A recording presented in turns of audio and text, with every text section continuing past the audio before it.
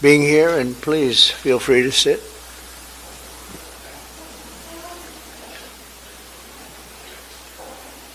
So before we begin this important ceremony, and there's no ceremony that can be much more important than this, let me provide a brief update on Operation Epic Fury.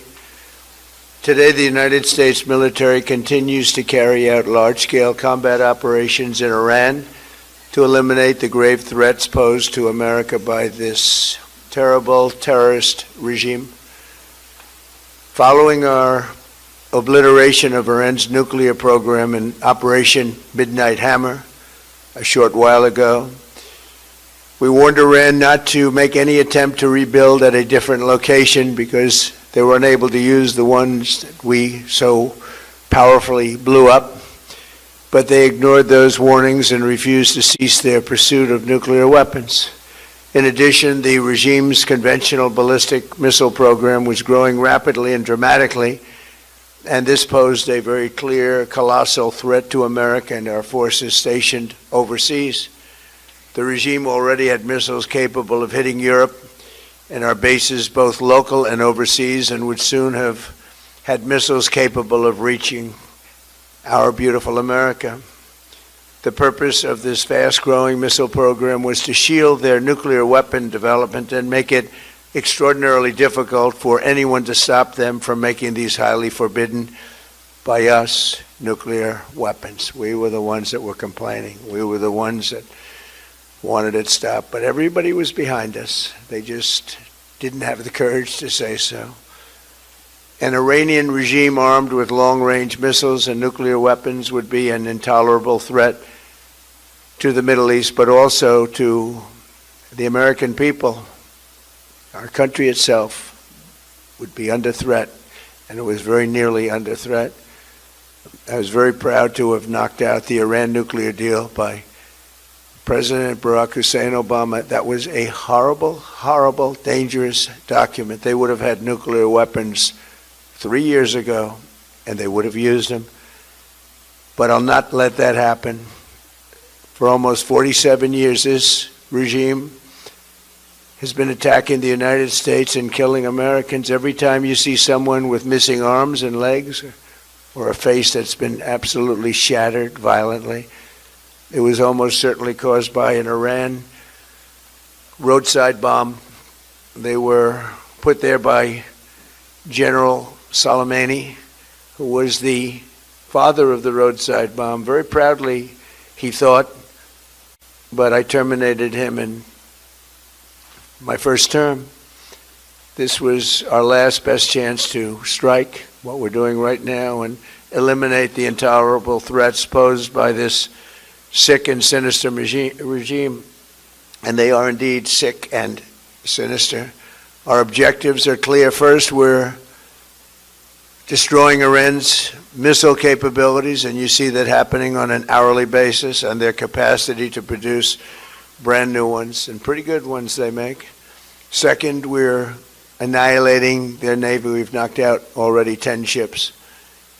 They're at the bottom of the sea. Third, we're ensuring that the world's #1 sponsor of terror can never obtain a nuclear weapon. Never going to have a nuclear weapon. I said that from the beginning. They're never going to have a nuclear weapon. They were on the road to getting one legitimately through a deal that was signed foolishly by our country. And finally, we're ensuring that the Iranian regime cannot continue to arm, fund, and direct terrorist armies outside of their borders. And we thought we had a deal, and they backed out. I said, you can't deal with these people. You got to do it the right way. Today, we grieve for the 4 heroic American service members who have been killed in action and send our love and support to their families. In their memory, we continue this mission with ferocious, unyielding resolve to crush the threat this terrorist regime poses to the American people, and a threat indeed it is. We have the strongest and most powerful by far military in the world, and we will easily prevail. We're already substantially ahead of our time projections, but whatever the time is, It's okay, whatever it takes. We will always, and we have right from the beginning, we projected 4 to 5 weeks, but we have capability to go far longer than that. We'll do it. Whatever somebody said today, they said, oh, well, the president wants to do it really quickly. After that, he'll get bored. I don't get bored. There's nothing boring about this. Do you agree with that, Pete? I don't think there's anything, Mr. General. I think there's nothing boring about it. Somebody actually said from the media, I think he'll get bored after about a week or two. No, we don't get bored. I never get bored. If I got bored, I wouldn't be standing here right now, I guarantee you that, to go through what I had to go through. We also projected 4 weeks to terminate the military leadership, and as you know, that was done in about an hour, so we're ahead of schedule there by a lot.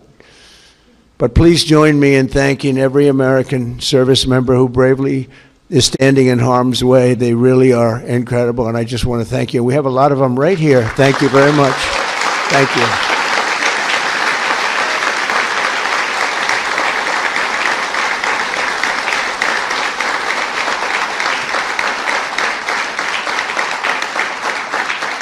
Thank you, everybody. We have a lot of great service members here with us, too, in this beautiful building. Isn't it beautiful? We're adding on to the building a little bit. We're improving the building. See that nice drape? When that comes down, right now you see a very, very deep hole. But in about a year and a half from now, you're going to see a very, very beautiful building. And there's your entrance to it right there. In fact, it looks so nice, I think I'll save money on the doors, because it can't get more beautiful than that. I picked those drapes in my first term. I always like gold, but I think we can save a lot of money. I just saved curtains. But, and it'll be spectacular. It'll be the most beautiful ballroom. I believe it's because I built many a ballroom. I believe it's going to be the most beautiful ballroom anywhere in the world. And when you hear all that hammering out there, you know why the First Lady is not thrilled exactly. She said, will the pile drivers ever stop? You know, they go from 6 in the morning till 11:30 in the evening. Can you imagine? Here? You know what? To me, that's a beautiful sound. She doesn't like it. I love it. You know what? To me, other than here, because we're donating it, not a penny to the taxpayer. It'll be under budget, ahead of schedule. It'll be $400 million or less. Most people say $400 million or more. No, it'll be less. But when I hear that sound, that beautiful sound behind me, it means money, so I like it. But my wife isn't thrilled. She said, this is getting crazy. I said, don't worry about it. We'll be all finished up in a few months. But now, for the reason that we're gathered this morning to recognize the unsurpassed courage of 3 really incredible American heroes, 1 living and 2 no longer with us. So together, we recognize the exceptional valor of Master Sergeant Roderick Edmonds. And maybe I could ask your families to stand, because they're beautiful families. I got to meet them, and please.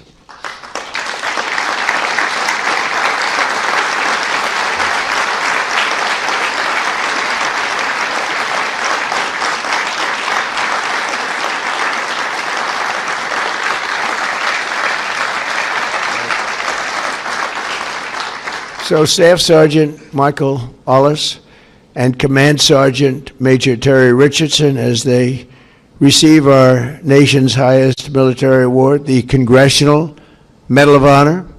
And we're pleased to be joined by Secretary of War Pete Hegseth. He's busy, very busy guy. In fact, I said, if you want, Pete, you can avoid it. General Raisin Kane also, and they said, we don't avoid this one. This is one you wouldn't avoid for anything, right?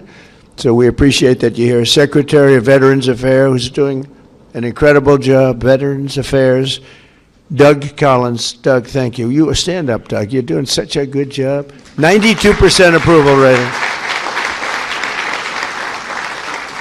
Chairman of the Joint Chiefs of Staff, General Dan Kane, who's known as Raisin Kane. I liked him when I heard that name, Raisin Kane. I said, if it's true, you're my guy.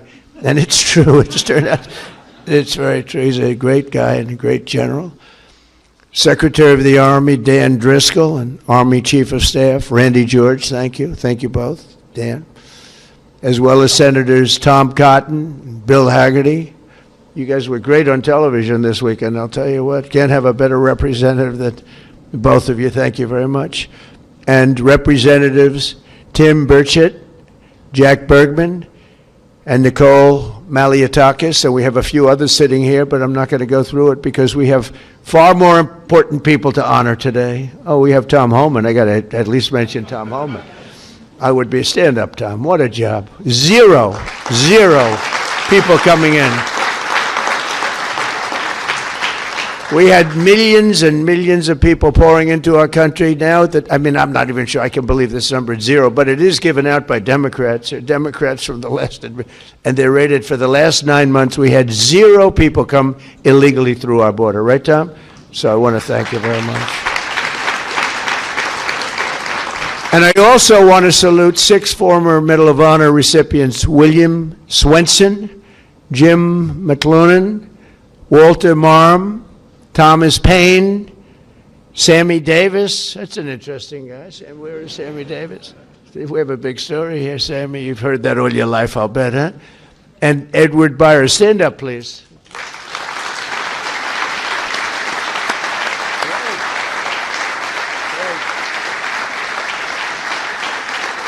You all look good. We all look good. We remember the ceremonies. All great. It's a great honor. There's no greater. I tried for myself. I've tried numerous times to get one by myself. I keep getting shut down. They say, you can't do it, sir. Bad protocol. Very bad. I would say the worst.